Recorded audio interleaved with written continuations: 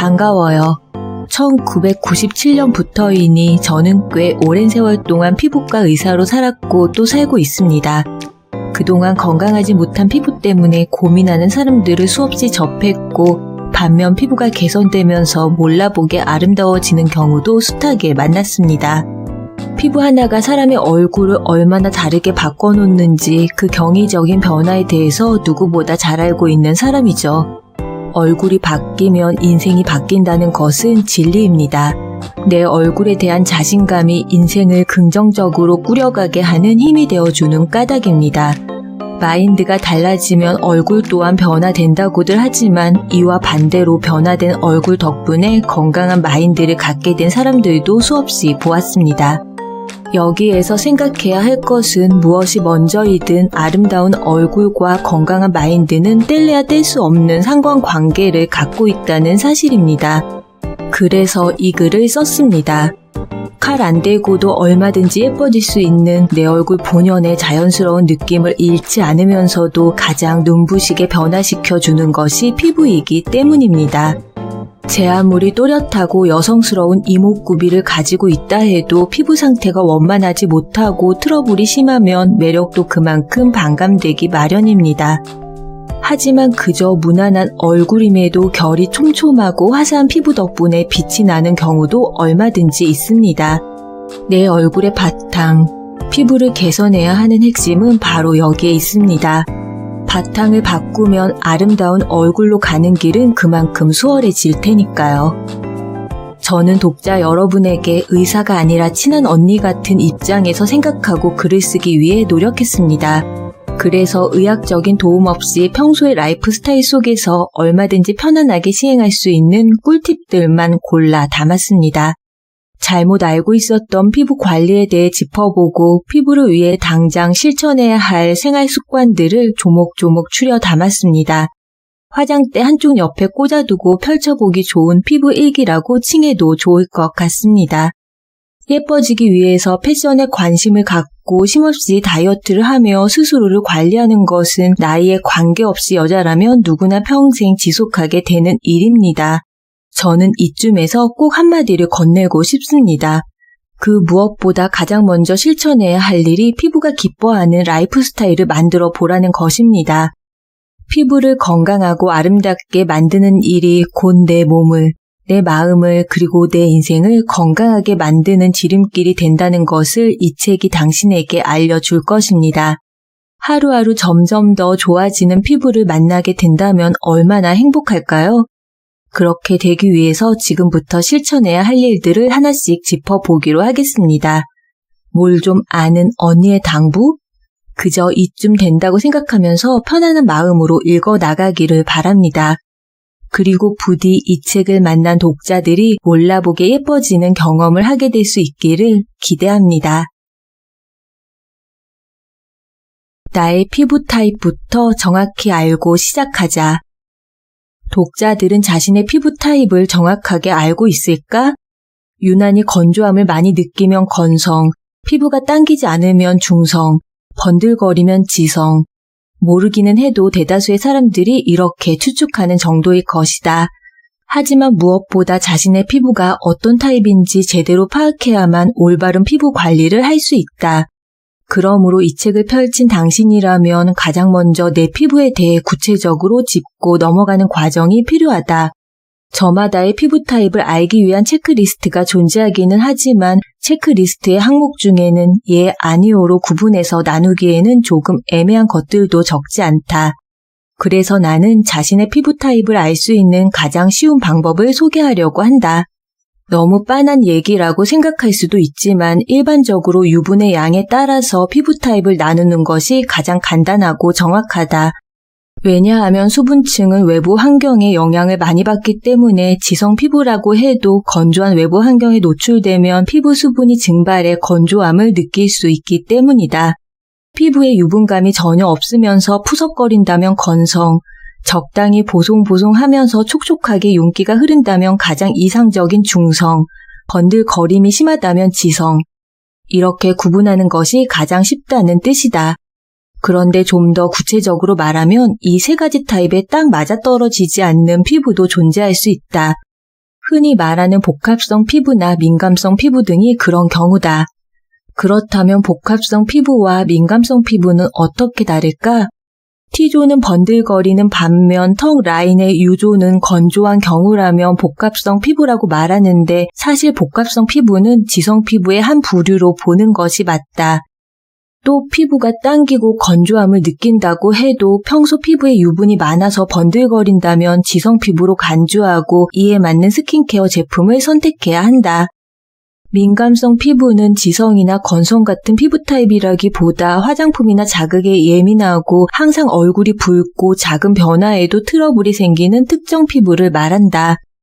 하지만 민감성 피부라고 해도 유분이 많은지 적은지에 따라 지성과 건성으로 분류해서 다르게 관리하는 것이 바람직하다. 자신의 피부 타입만 정확히 알아도 화장품을 올바르게 선택할 수 있으므로 트러블이 줄어들고 피부 관리법 또한 명확해진다. 피부 타입을 제대로 알기 위해선 평소 거울을 자주 들여다보는 습관도 중요하다. 그러고 보면 역시 거울과 가까이 해야 미인이 된다는 말은 틀리지 않는 것 같다. 자, 그럼 지금부터 속속들이 피부 이야기를 시작해볼까? 아침 세안은 물로만? 글쎄.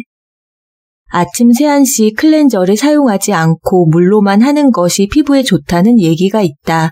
방송에 나와 피부관리 노하우를 말하는 연예인들은 별다른 클렌저를 사용하지 않고 물을 얼굴에 끼얹는 것만으로 아침 세안을 끝내는 것이 꿀피부 노하우라 말한다. 그런데 과연 이런 세안 방법, 누구나 시도해도 좋은 걸까? 사람들의 피부 타입은 다양하다. 크게 건성, 중성, 지성으로 나뉘며 세부적으로 들어가면 복합성, 트러블성, 민감성 등으로 분류된다. 이 중에서 아침 물세안에 적합한 피부는 유분이 거의 없는 건성 피부 정도랄까? 유분이 없기 때문에 클렌저를 사용하면 오히려 피부가 당기거나 불편하기도 하다면 미온수만을 사용한 아침 세안도 무방하다. 하지만 모든 건성 피부가 물세안에 적합한 것은 아니다. 유분이 심하게 부족한 데다 수분까지 부족해서 각질이 많이 일어나고 가려움을 느끼는 악건성 피부의 경우 클렌징이나 토너를 바르는 과정을 통해 각질 관리를 해줘야 하는데 물세안으로는 밤사이 쌓인 각질을 효과적으로 닦아내는 데는 무리가 있기 때문이다. 이런 경우 자신의 피부와 pH가 맞는 약산성 클렌저를 소량 사용해서 세안을 하는 것이 물세안보다 훨씬 도움이 된다. 그리고 나이트 케어에서 어떤 제품을 발랐는가도 생각해 볼 필요가 있다. 나이트 크림이나 페이스 오일처럼 유분감이 있는 제품을 바르고 잠들었다면 다음날 물세안만으로는 피부의 더러움을 제거하는 데 어려움이 있을 수 있다. 끈적끈적한 제형의 제품을 발랐을 경우에도 밤사이 먼지가 많이 달라붙을 수 있으므로 반드시 클렌저를 사용해 세안하는 것이 좋다. 피부에 바르는 화장품의 가지수를 줄이자는 의견이 많아지고 있다. 나도 그것에 동의한다. 화장품이 피부의 자생력을 해친다고까지 주장하는 입장은 아니지만 나에게 잘 맞는 몇 가지 제품을 챙겨 바르고 건강한 생활 습관과 식습관 등을 통해 피부를 관리하는 것이 훨씬 효과적이라고 생각하기 때문이다. 아무튼 화장품 가지수를 줄이자는 의견이 어느새 아침에는 클렌저를 사용하지 않아도 좋다는 것으로까지 발전되었는데 나는 물세안이 본인의 피부에 대한 충분한 이해가 있고 난 다음에 선택해야 할 옵션이라고 본다. 다른 피부 전문가들도 당연히 그렇겠지만 나는 세안을 무척 중요하게 생각한다. 특히 아침 세안은 밤사이 쌓인 오염물을 깨끗하게 청소해 하루 종일 건강한 피부 컨디션을 유지할 수 있도록 도와주는 역할을 하기 때문이다. 본인의 피부 타입을 올바로 알고 자신에게 맞는 클렌징 방법을 시도하는 것이 아름다운 피부를 갖는 방법이다. 자외선 차단이 중요한 까닭. 새끼손가락 한마디만큼 쭉 짜서 발라라. 그동안 방송에 출연할 때마다 여러 차례 이야기했고 병원에 내원하는 환자들에게도 재차 강조하는 것이 있다면 다름 아닌 자외선 차단에 관한 것이다. 스페셜 케어가 아니라 일상적인 피부 관리에 관한 한 자외선 차단보다 더 중요한 것은 없다고 말해도 과언이 아니니까. 나는 평소 자가용을 이용하기보다 걷는 것을 즐기는 편이다. 그래서 가방 속에는 언제나 렌즈가 큰 선글라스와 챙이 넓은 모자가 준비되어 있다. 물론 자외선 차단제는 두말할 나위 없이 필수 항목이다. 아침에 메이크업을 할 때는 자외선 차단제를 새끼손가락 한마디 정도로 쭉 짜서 바른다. 그렇게나 많이? 하고 생각할 수도 있겠지만 실제로 전문가들이 권장하는 자외선 차단제 사용량이 바로 이 정도이므로 놀라지 말 것. 이처럼 간단한 노력만으로도 피부 노화 속도를 훨씬 더디게 할 수 있다. 햇볕을 적당히 쬐는 것은 인체에 활력을 더하는 매우 바람직한 효과가 있다. 하지만 문제는 햇빛 속 자외선이 피부 노화를 급격히 진행시키는 가장 큰 요인이라는 사실이다. 피부 노화는 크게 생체 노화와 광노화로 나뉜다. 생체 노화란 나이가 들면서 어쩔 수 없이 진행되는 노화 현상이며 광노화는 자외선에 의해 진행되는 노화다. 광노화는 생체 노화에 비해서 진행 속도가 무척 빠르다는 것이 특징이다. 이해를 돕기 위해 좀 더 알기 쉽게 설명해 볼까? 본인의 얼굴 피부와 엉덩이 피부를 비교해 보도록 하자. 생체 노화는 얼굴과 엉덩이에 동시에 진행되는데 햇빛을 볼 일 없는 엉덩이 피부는 부드럽고 뽀얀 데다 결이 고운 반면 얼굴 피부는 잔주름과 어두워진 톤, 군데군데 일어난 색소 침착 등의 현상이 보이지 않는가?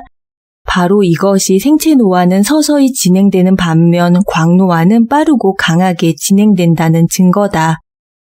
PA는 뭐고 SPF는 또 무슨 뜻이지?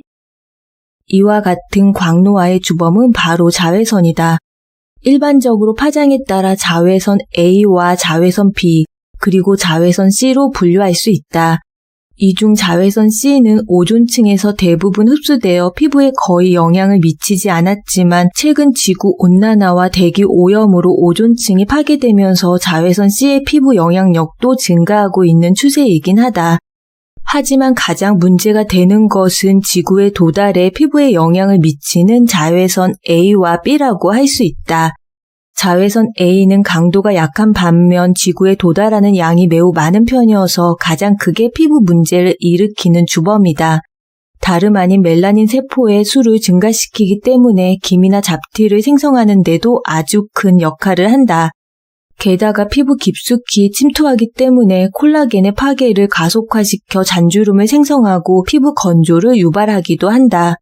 뿐만 아니라 피부가 지속적으로 장기간 햇빛에 노출될 경우에는 피부암을 유발하기도 한다.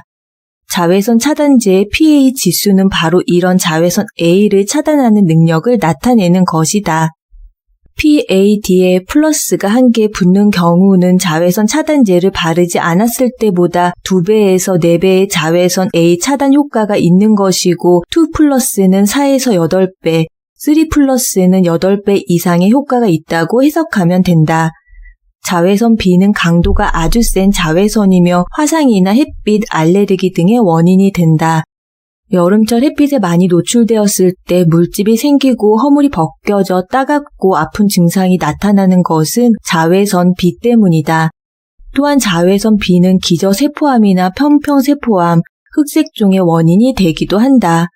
자외선 차단제의 SPF 지수는 자외선 B를 차단하는 시간을 뜻하며 SPF 숫자가 높을수록 차단하는 시간이 길어질 뿐 아니라 자외선 B의 차단 효과도 뛰어나다. 자외선 차단제, 어떤 것을 고를까? 대뜸 결론부터 정리해 보기로 한다. 자외선 차단제를 언제 어떤 것으로 발라야 하는지에 대해서 말이다. 일상생활 시 SPF 15에서 30, PA+, 야외 활동이 많은 날 SPF 30+, PA2+, 휴양지 등 자외선이 강한 곳에 갈 때 SPF 50+, PA3+. 자외선 차단제는 이런 정도로 사용하면 적당하다. 자외선 차단에 특히 신경을 쓰는 나는 일상생활에서는 SPF 50, PA3+의 제품을, 여름에 야외 활동을 할 때는 SPF 90, PA3+의 제품을 쓴다. 자외선 차단 지수가 높다고 무조건 차단이 많이 되는 것은 아니지만 자외선 차단제를 중간중간 덧발라주는 꼼꼼함이나 세심함이 부족하기 때문에 한번 바를 때 차단 지수가 높은 제품을 충분히 발라주는 것으로 위안을 삼는다고나 할까? 스프레이 타입보다 로션이나 크림 타입으로. 자외선 차단 지수가 높은 제품은 독하다는 말 때문에 기피하는 경우도 있다. 하지만 민감하거나 트러블이 잦은 피부를 가진 사람이라면 자외선 차단 지수를 볼 것이 아니라 자외선 차단 성분이 무엇인지를 살펴봐야 한다. 징크 옥사이드, 티타늄 다이옥사이드 성분은 피부에 트러블을 일으키지 않아 민감성 피부에도 부작용이 없기 때문에 자외선 차단제를 고를 때 이 성분이 많이 함유된 제품을 고르면 트러블 고민 없이 사용할 수 있다. 그리고 다양한 타입의 자외선 차단제가 있지만 스프레이 타입이나 메이크업 제품에 섞인 자외선 차단제는 그 효과가 떨어지기 때문에 크림이나 로션 타입의 제품을 단독으로 사용할 것을 권한다. 화장품의 가지수를 줄여야 할 이유. 한 조사에 따르면 한국 여성이 바르는 기초 화장품은 6개 정도다. 이는 유럽 여성보다 2배 가까이 많은 수라고 한다. 유난히 예뻐지는 것에 관심이 많은 한국 여성들. 하지만 화장품을 많이 바르면 과연 좋은 피부를 얻고자 하는 열망을 충족시켜줄까? 결론부터 말하자면 그렇지 않다. 화장품을 너무 많이 바르면 오히려 피부 흡수력이 떨어지고 미처 흡수되지 못한 화장품이 모공을 막아 트러블을 유발할 수 있다. 스킨케어 제품이 뭉쳐있으니 메이크업 또한 두껍고 텁텁하게 될 수밖에 없다. 그렇다면 도대체 매일 바르는 화장품의 가지수를 어떻게 정하는 것이 좋을까? 간단하게 정리해 보았다. 유분이 많은 피부, 토너, 에센스나 로션 혹은 젤 타입 크림. 건조하고 유분기 없는 피부, 토너, 에센스나 로션, 유수분이 풍부한 크림이나 페이스 오일. 어떤가? 놀랍지 않은가? 겨우 이 정도면 충분하다는 사실이 믿기지 않을 수도 있을 테다. 그도 그럴 것이 우리나라 여성들은 보통 토너에 로션, 에센스, 아이크림, 영양크림까지 한 번에 모두 바른다. 어디 그뿐인가? 화장품이 잘 스며들게 해준다는 스타터까지 바르는 경우도 많은 편이다. 그렇다고 여기에서 끝일까?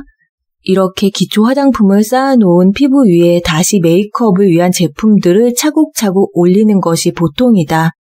나열해보니 참 과한 일이다. 지금부터라도 그 리스트에서 필요 없는 것들을 삭제하는 연습을 시작해보자. 피부는 스스로 세포를 재생하는 능력을 갖고 있다. 그런데 화장품의 도움을 받아 피부 재생을 빨리 하고자 하면 피부 스스로의 힘이 약해지고 화장품에 의존하게 된다. 농담 삼아 말하자면 마마보이 같은 형국이라고나 할까? 화장품 없이는 무엇 하나 제대로 해낼 수 없는 피부를 만들게 된다는 뜻이다. 오늘부터는 생각 없이 버릇처럼 바르던 수많은 화장품들에게 태클 좀 걸어보는 것이 좋겠다. 가장 먼저 할 일은 화장대 앞에 가만히 앉아서 어떤 것이 내 피부에 불필요한 화장품인지부터 체크해 보는 것. 피부를 건강하게 만들겠다는 일념으로 관심을 가지고 살피다 보면 길이 보일 것이다. 그런데 만약 늘 쓰던 화장품을 갑자기 제거하는 일이 어렵게 느껴진다거나 무엇을 포기해야 할지 도무지 갈피가 잡히지 않는다면 하루에 한 가지씩만 골라서 바르지 않고 건너뛰어 보는 것도 방법이다. 얘를 안 발랐는데도 피부가 전과 다를 게 없네? 싶다면 그 화장품은 과감하게 빼버려도 된다. 이런 연습을 통해서 화장품의 가지수를 점차 줄여나간다면 피부 스스로의 자생력을 키우는 일이 한결 수월해질 것이다. 뿐만 아니라 바르는 방법에 대해서도 알아둘 필요가 있다. 우리 피부는 수건이나 스펀지가 아니기 때문에 화장품을 바르는 즉시 피부에 스며들지 않는다. 스킨케어와 다음 스킨케어 사이에 30초에서 1분 정도의 여유를 갖고 화장품이 피부에 스미는 시간을 주면 스킨케어 과정이 조금 길더라도 제품의 흡수가 잘 되는 것을 느낄 수 있다. 그런데 만약 그 모든 제품들을 다 발라야 한다면 기초 제품 바르느라 한나절을 보내게 생겼지 않나. 뿐만 아니라 무조건 많이 바르는 것도 해답은 아니다. 많이 먹는 것이 몸에 좋은 것은 아닌 것처럼 말이다. 기능성 화장품을 조사한 결과에 따르면 기능성 제품이라도 많이 바른다고 그 효과가 빨리 나타나는 것은 아니라고 하니 사용 설명서에 쓰여 있는 양을 지켜서 바르도록 하자. 가장 저렴하게 예뻐지는 방법 팩. 피부 고민이 있을 때 집에서 가장 쉽게 할 수 있는 스페셜 케어는 단연 팩이다. 얼굴에 바르거나 붙인 뒤 20분 뒤 씻어내거나 떼어내면 되니 간단하지 않은가. 피부 고민이 드라마틱하게 해결되진 않아도 피부 결이 정돈되고 적어도 피부 고민이 심해지는 것은 막을 수 있으니까. 워시 오프 팩이란 바른 후 20분쯤 지난 뒤에 물로 씻어내는 팩이다. 집에서 쉽게 만들어 쓰는 천연 팩들도 워시 오프 팩에 해당한다. 피부가 푸석하고 칙칙할 때 하면 빠르게 영양을 공급해 피부가 맑아 보이는 효과가 있다. 단 씻어내야 한다는 번거로움이 단점이긴 하다. 씻어내는 워시 오프 팩은 잔여물이 남지 않도록 꼼꼼하게 클렌징하는 것이 관건이다.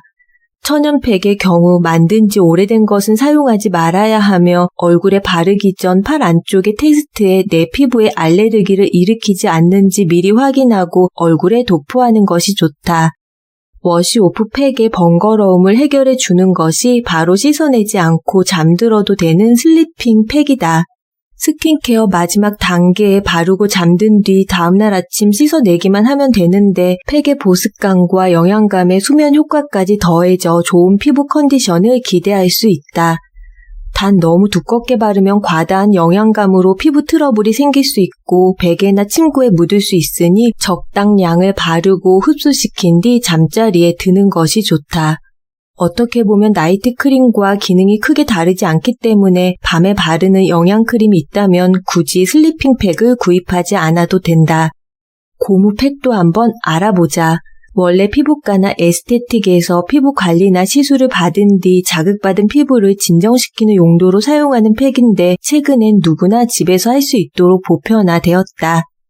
고무팩은 규조토가 베이스로 차가운 물로 반죽을 만들어 얼굴에 올려놓으면 고무처럼 말랑말랑한 제형이 된다.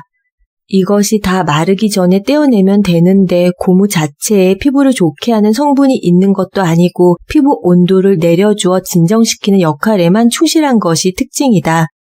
그래서 홍조가 심한 사람이나 피부 열로 인해 트러블이 있는 경우 고무팩을 꾸준히 하면 피부 개선 효과를 볼 수 있다. 고무팩을 하기 전에 내 피부 고민에 맞는 앰플이나 에센스를 바른 후 팩을 하면 앰플이나 에센스의 흡수력이 높아진다. 얇게 바르는 것보다 두껍게 바르는 것이 좋으며 팩을 붙이고 앉거나 서 있으면 피부가 처질 수 있으니 반드시 누운 상태에서 휴식을 취하도록 하자.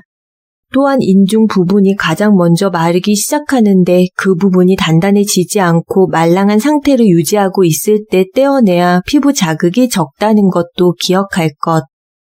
고무팩을 한 뒤엔 화장솜에 스킨을 묻혀 잔여물이 남지 않도록 꼼꼼하게 닦아내고 나머지 스킨케어를 하면 된다.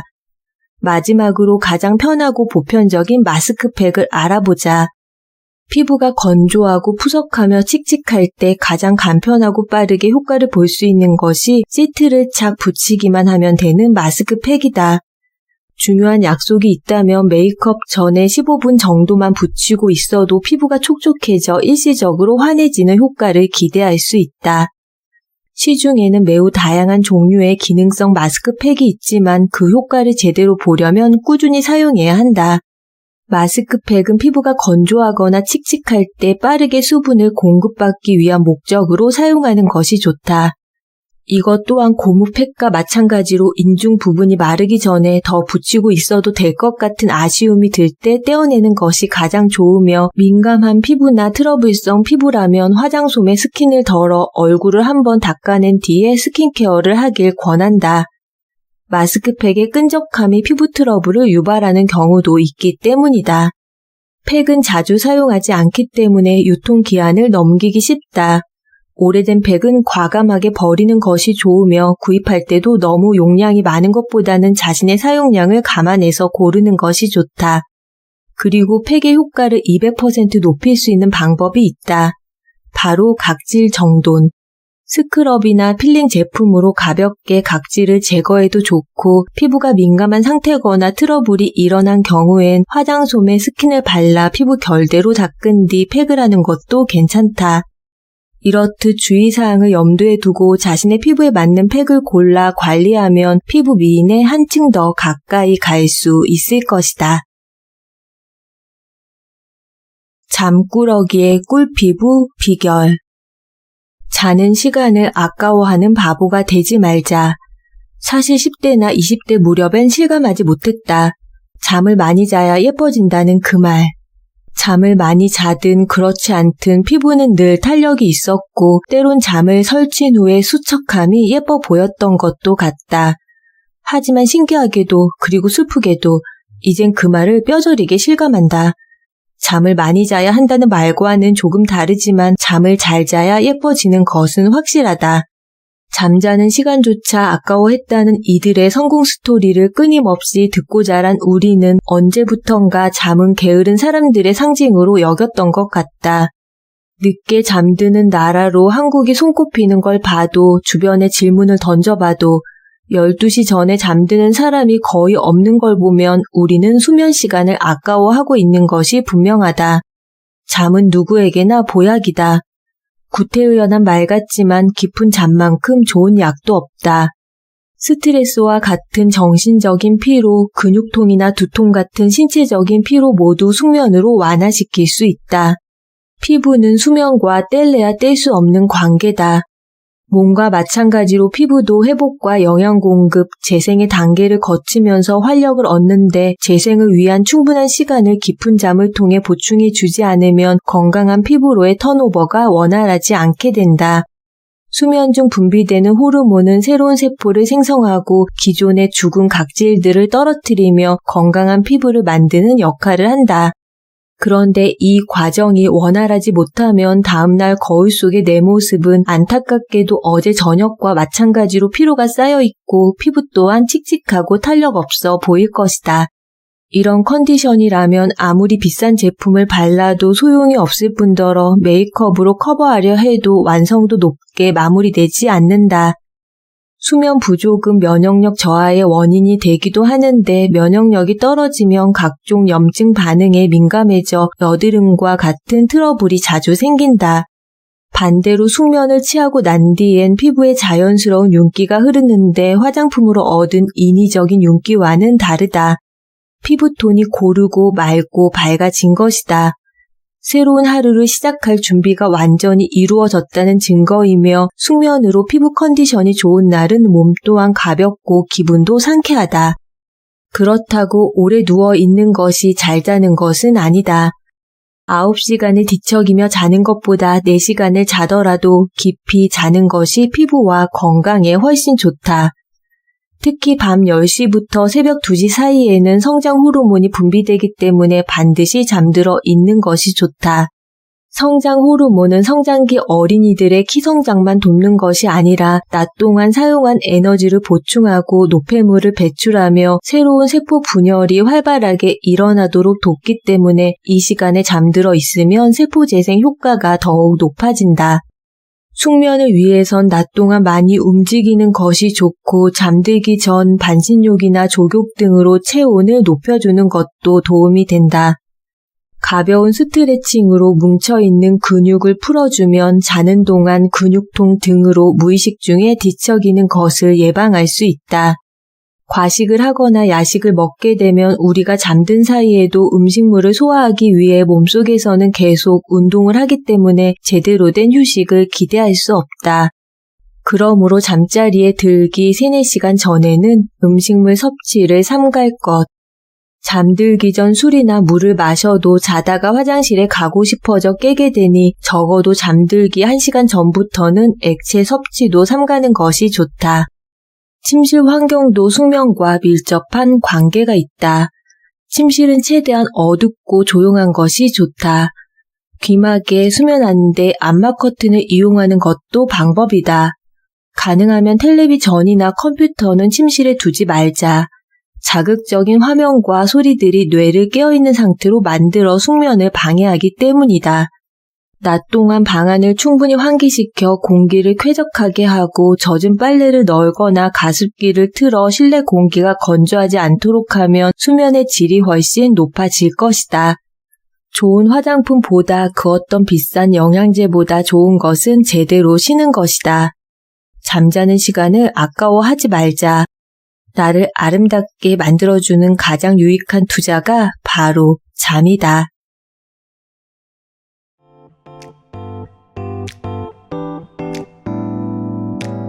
오늘 서리책방에서 여러분과 함께한 책은 김현진 지음 포북 출판 연애보다 패션보다 피부가 먼저다 입니다. 친한 언니 같은 친근한 의사이길 바라는 의학 박사이자 피부과 전문의인 저자는 예뻐지고 싶다면 자주 걷고 큰 소리로 웃고 즐겁게 이야기하고 건강하게 먹으라고 말하며 병원 가는 걸 좋아하기보다 거울 앞에 앉아 가만히 내 얼굴을 들여다보라고 조언합니다.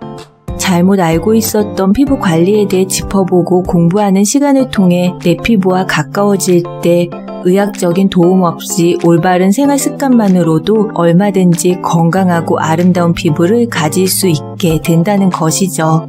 이 책에서 저자가 알려주는 피부 관리 비법은 큰돈이 들거나 많은 시간과 노력이 드는 것이 아닙니다. 마음만 먹으면 지금 당장 시작할 수 있는 생활 속 작은 습관들의 실천으로 더욱 건강하고 행복한 인생을 만들어 나가는 여러분들의 오늘을 응원합니다. 세상은 뷰티풀, 인생은 원더풀. 당신이 최고입니다. 여러분의 구독과 좋아요는 영상 제작에 큰 힘이 됩니다.